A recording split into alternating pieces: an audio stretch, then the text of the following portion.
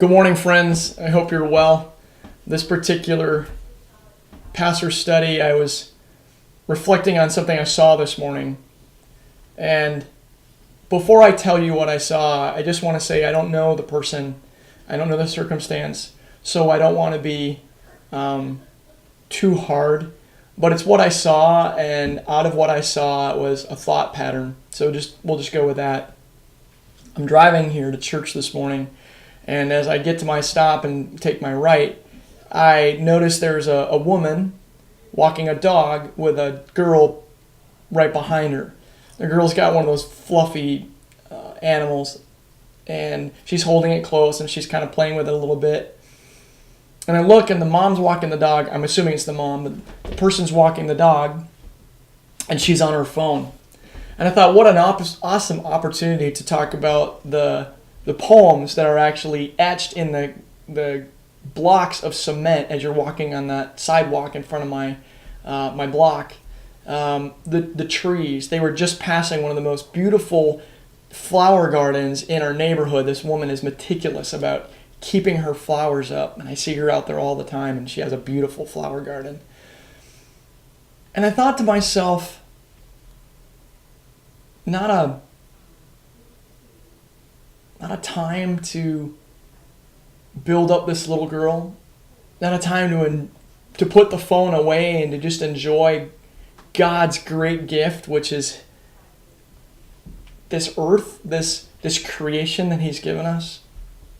Again, I don't want to disparage the person, but when I was thinking about it this morning, there are many, many times in our lives where we miss opportunities to pause and to recognize these opportunities to be present with God, to be present with one another. As I saw this woman walking this dog and this little girl coming behind, I thought of all the conversations they could have possibly had. I was reminded of a lunchtime with Ethan recently where Ethan and I were at lunch, and I looked over at a table across from us.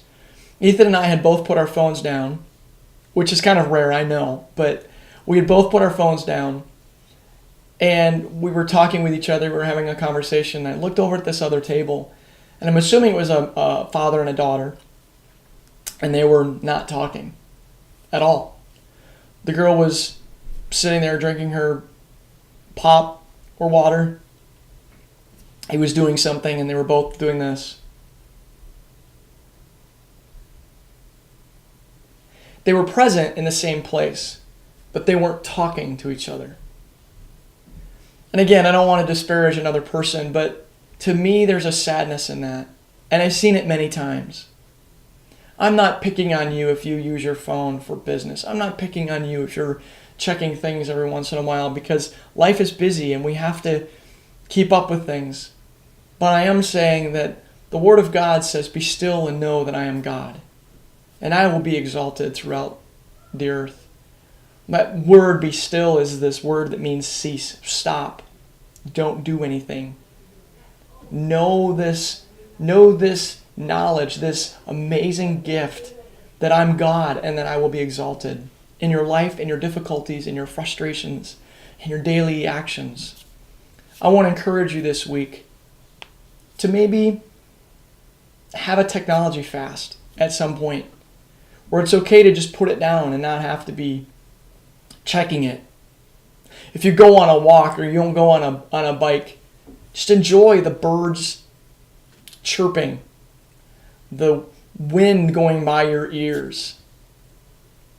I was out recently with a friend in a canoe, and we were fishing, or trying to fish. And it was just really, really neat. We saw the birds, the rippling of the water against the canoe, the sun, the sky was absolutely gorgeous. I didn't have my phone. I didn't miss it.